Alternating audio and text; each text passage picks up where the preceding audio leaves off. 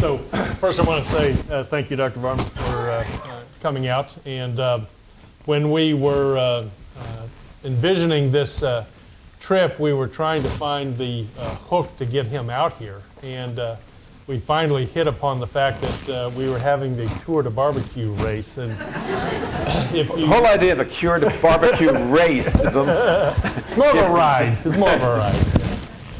But if you don't know, Dr. Varmus is a very avid cyclist and cycles to work pretty much nearly every day. So thank you for coming. I'd like to follow up on a concept that you introduced in your introduction, and it's one that you've talked about quite a bit, and that is this whole idea of precision medicine.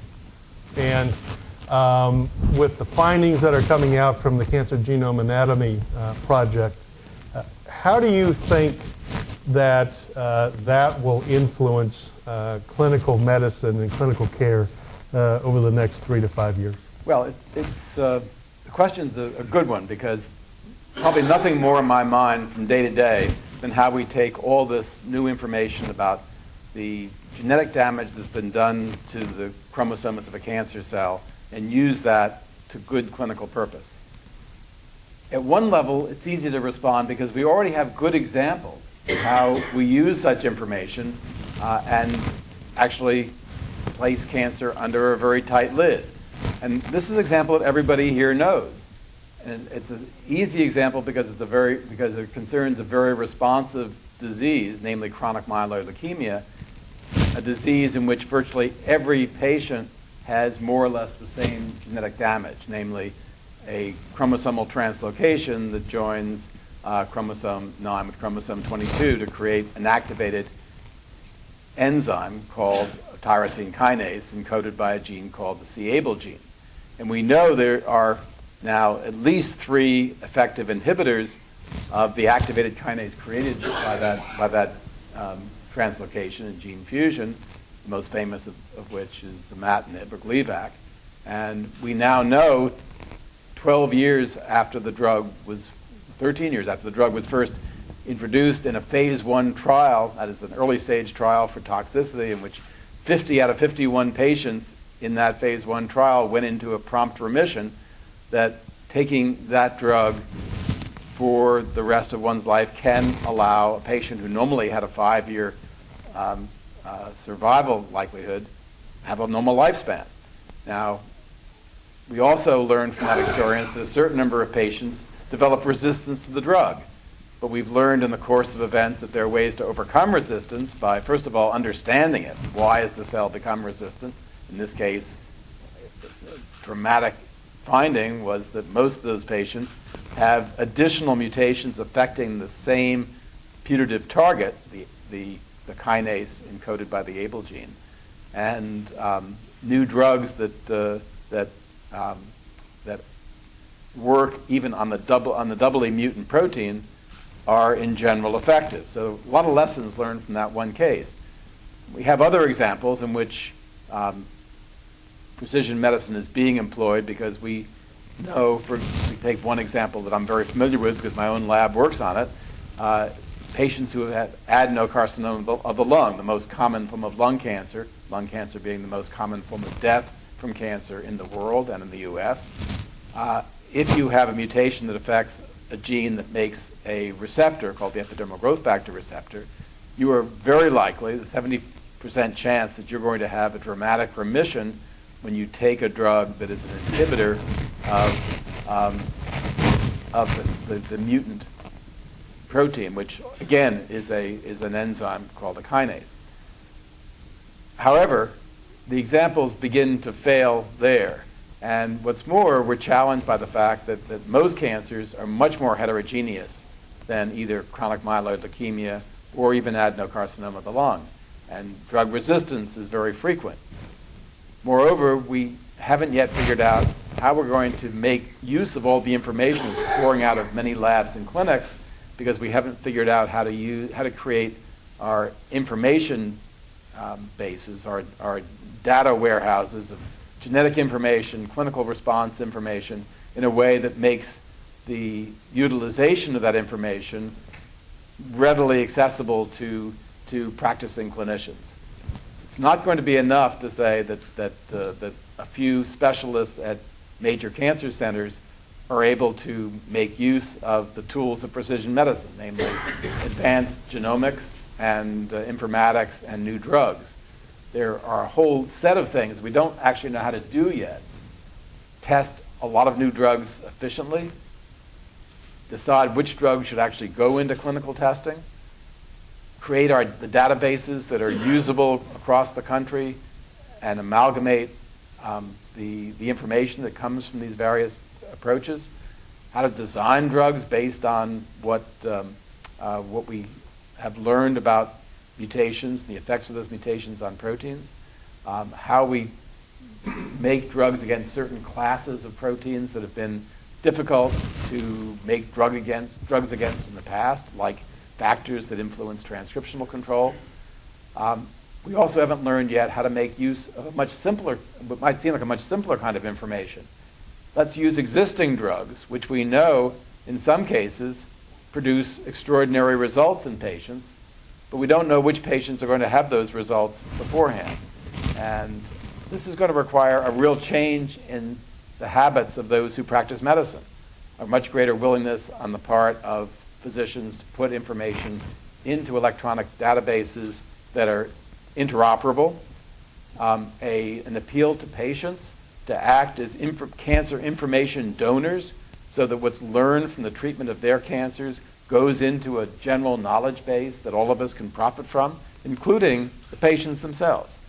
So there's a lot of work ahead of us. And I'm going to stop here because there are a lot of other things I can say on this topic, but there's no doubt that as the National Academy report that was called towards precision medicine laid out, not just in cancer, but many other diseases, we are, over the next 5 to 10 years, going to make fundamental changes in what is the first part of being a practicing medicine, namely making a diagnosis.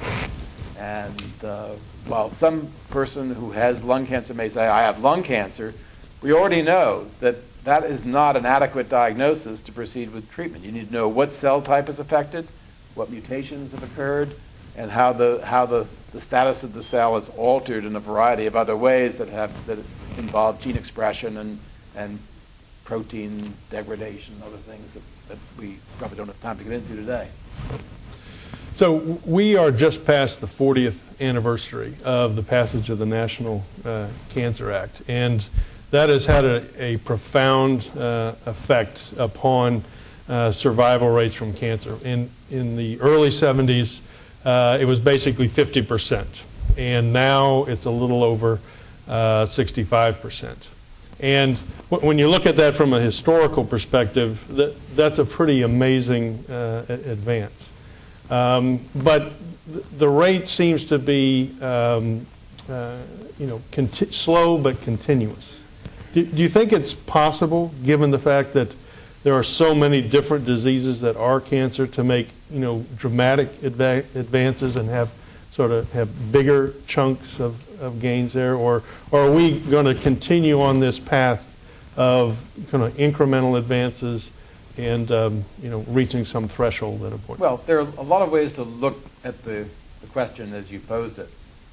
First, I'm not sure that the National Cancer Act was an incredibly important moment in cancer research, but for the first several years after passage of that act, there was very little effect on cancer rates. In fact, cancer death rates, which is a much better measure of the effect of cancer on the population, by the way, than 5-year survival.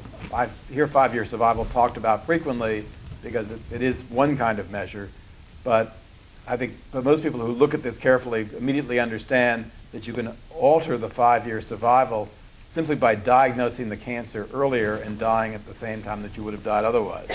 And that's a big problem when you develop early diagnostic tests that don't always discriminate between cancers that really pose a danger to a patient and those that do pose a danger. But if you compare what happened to cancer death rates with what happened to age-adjusted death rates for heart disease and stroke over the last 50 years, cancer doesn't look so good.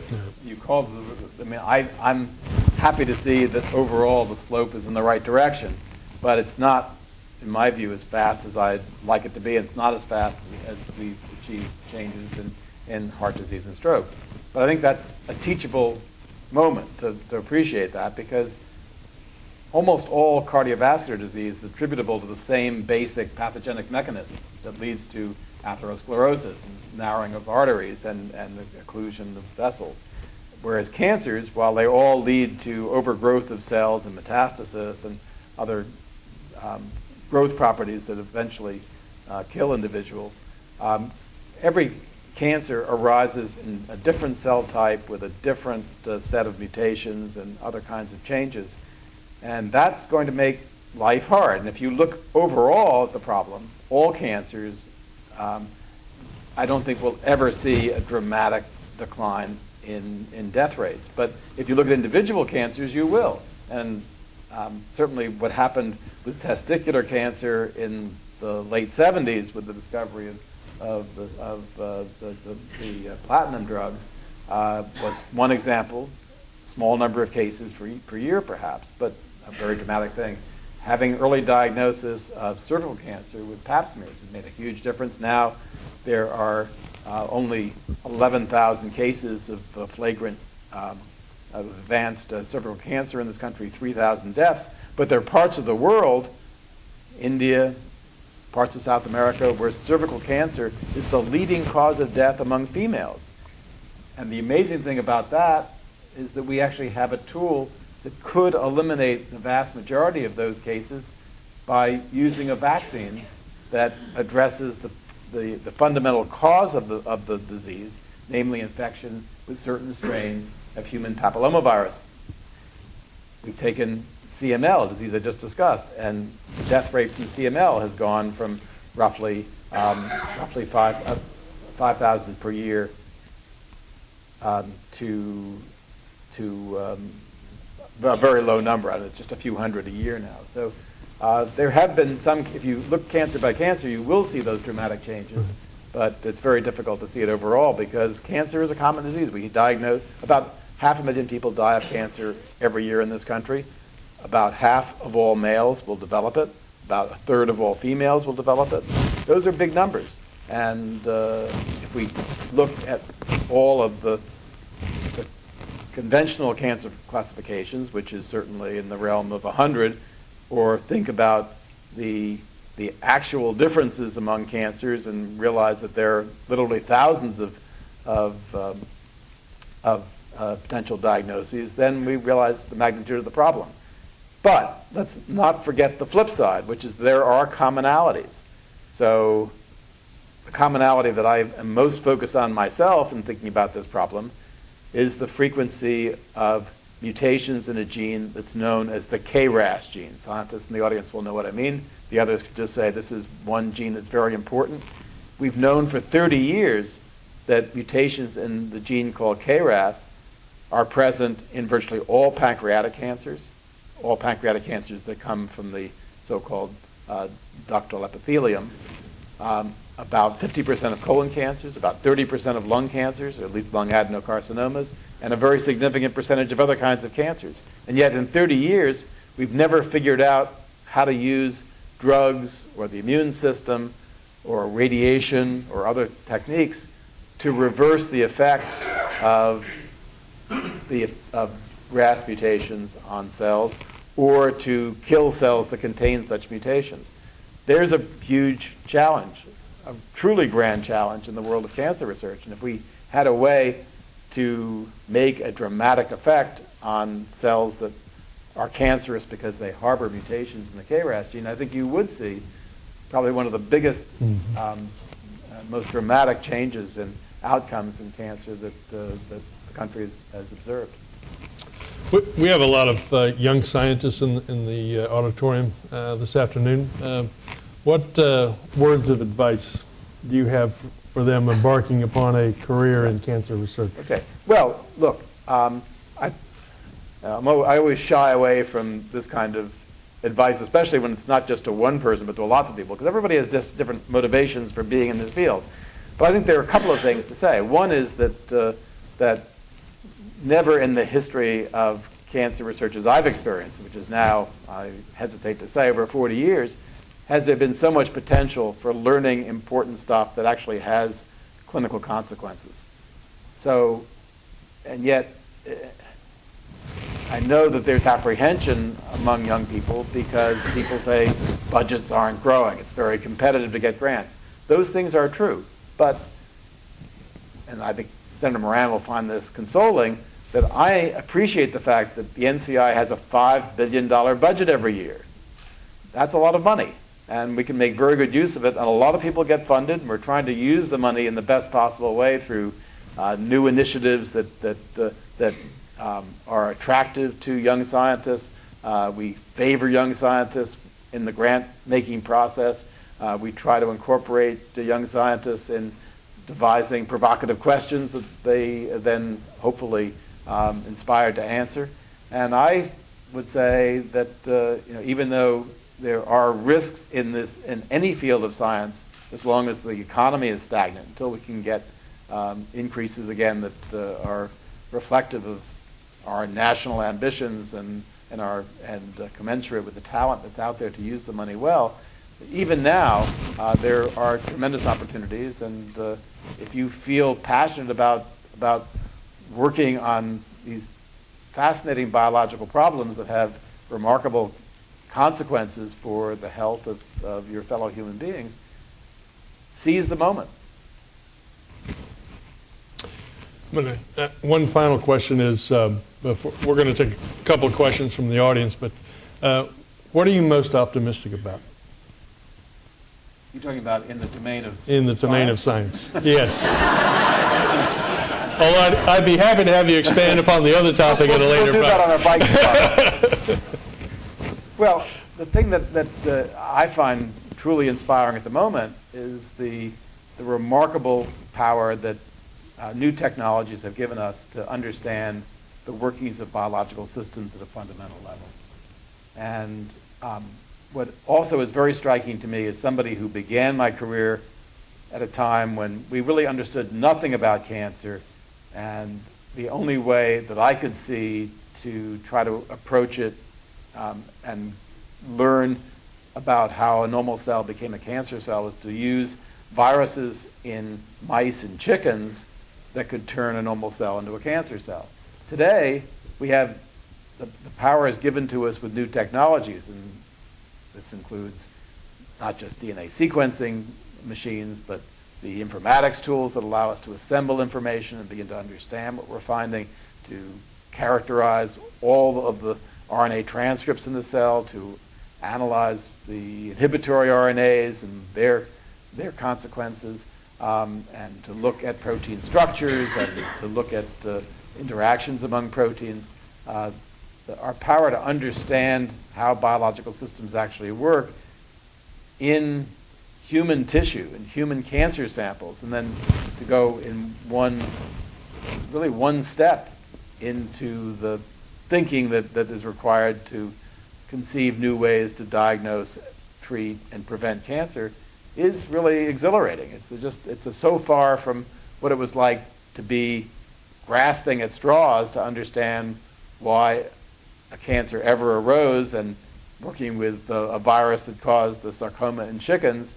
That was a time when I could barely converse with my clinician friends who were taking care of cancer patients because there was very little common ground. Now there's common ground every day, and what thrills me at work, and at least in my position, not as a lab chief, I do still run a laboratory, but as somebody who's trying to organize science to benefit patients, is the idea of getting clinicians, informatics folks, genomicists, cell biologists in the room together and say, okay, how can we take advantage of information that's coming from, for example, exceptional cases, patients who have unusual responses to existing therapies, patients who have anomalous and unexpected findings when the genomes of their cancers are examined, and turn that information into information that both illuminates the underlying process of cancer and also allows us to make some speculations about how we might develop new treatments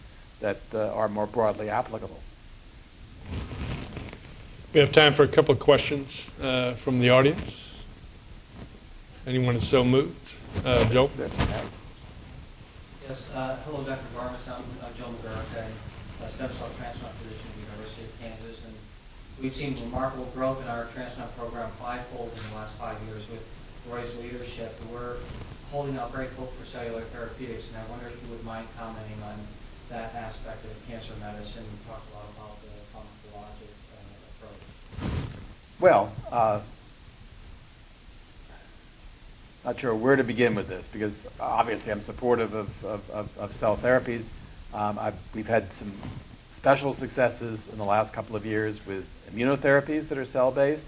Of course, bone marrow transplant, which is probably the kind of transplant work you do mostly, is a huge success, and I think we're making a lot of progress in trying to deal with some of the complications of those therapies. And of course, this requires more than just working on cancer. It requires understanding how to deal with the consequences of transplant, with infection, and with graft versus host disease. But I know mainly from my experience at Sloan Kettering, where I was very close to the process of carrying out both mainly allotransplant, but also homotransplant, that we're making real progress in this area. So if you're asking for an endorsement, should you continue to work on cell-based therapies? Yes, of course. What I've been less sanguine about is gene therapy and cancer. We haven't had major successes there, but you could argue that some of the immune strategies that do involve transfer of genes into cells, which are then transferred back to people, are showing some promise, and I'm hopeful about that as well. Other questions? Yes.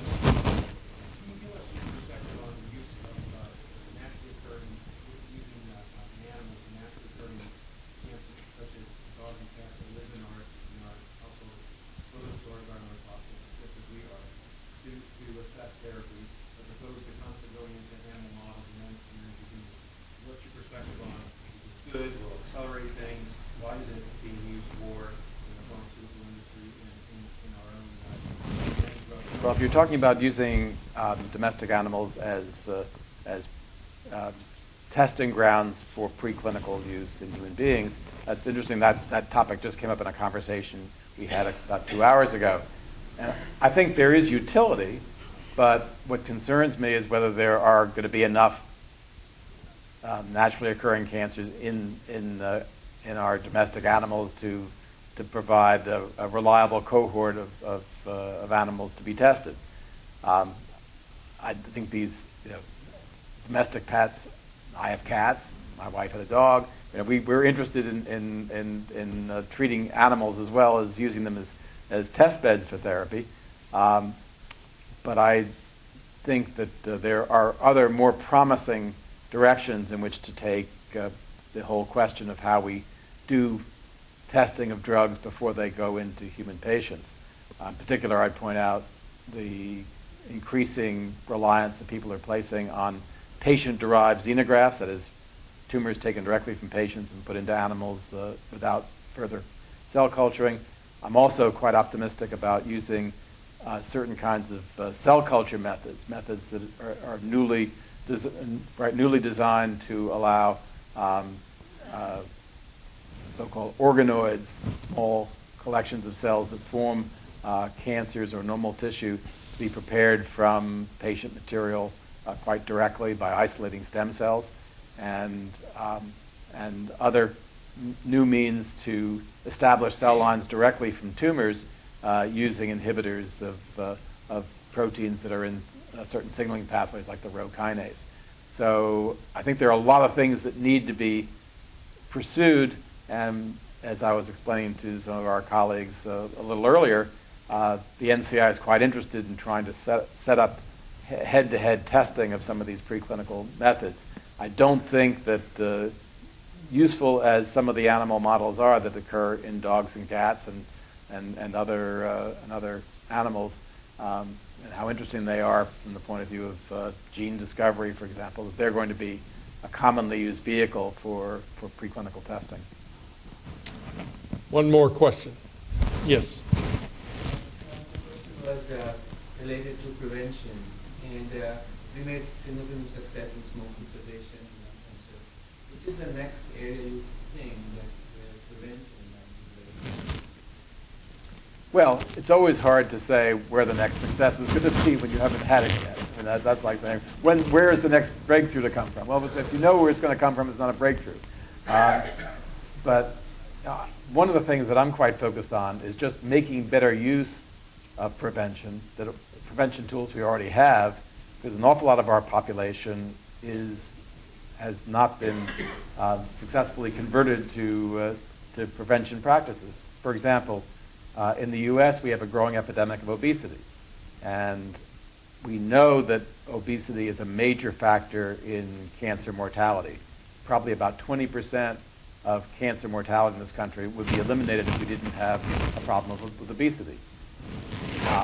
We don't really understand how obesity contributes to cancer mortality. Is it inflammation? Is it the production of growth factors that are associated with fat deposition? We don't really know the fundamental underlying properties here. And that actually has evolved into some of the provocative questions that we are asking, trying to understand the basic relationship between obesity and cancer risk and cancer mortality. So I think there is opportunity in that domain. I think on a global basis, although we've achieved a reduction in this country of smoking levels to about 20%, there are many countries in the world where the situation is totally out of control. I was in Indonesia a few months ago, and 63% of males in Indonesia smoke. And that is, a huge opportunity to try to reverse what is going to be a tremendous epidemic of cancer of the lung and many other organs that have higher cancer rates among smokers. I think we dramatically underuse human papillomavirus vaccine in this country and elsewhere. So those are examples of established methods for prevention. Now, one thing that's been, people sometimes confuse prevention with early detection. Early detection, of course, is a way to prevent death from cancer. It doesn't really prevent a cancer unless you find it in a pre-malignant state. One well-validated method for preventing colon cancer, of course, is the use of either fecal occult blood tests or colonoscopy or other ways of examining the lower intestine. We don't use it as fully as we should in this country, either of those two methods.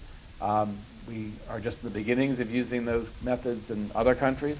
I think the opportunity for saving lives by finding cancers earlier and preventing full-blown carcinomas by removing adenomatous polyps is very, very great. We have a way to detect lung cancer early that is sufficient under the best conditions to reduce lung cancer mortality by 20%, something called Helical Ct Scanning. Not in wide use yet in this country, still under review by the U.S. Preventive Services Task Force.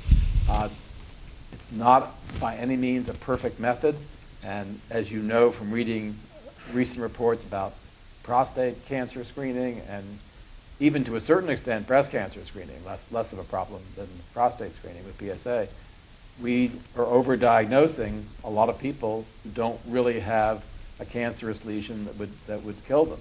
And we are overtreating many such people, in part because we don't yet have the tools for discriminating when found between something that is an early cancerous lesion that will never progress and cancerous lesions that are likely to cause death. We need to figure that out. Again, another one of our provocative questions, because we are spending a great deal of money and causing a great deal of harm, most dramatically in the world of prostate cancer. And that's an unsolved medical problem. So I guess what I'm trying to say is that there's a lot of potential for improving the way we use preventive services, but we have to solve some basic, provocative, biological questions in the course of doing that. And with that, I want to thank David Chow and all of our other hosts here at the Stowers Institute for Medical Research.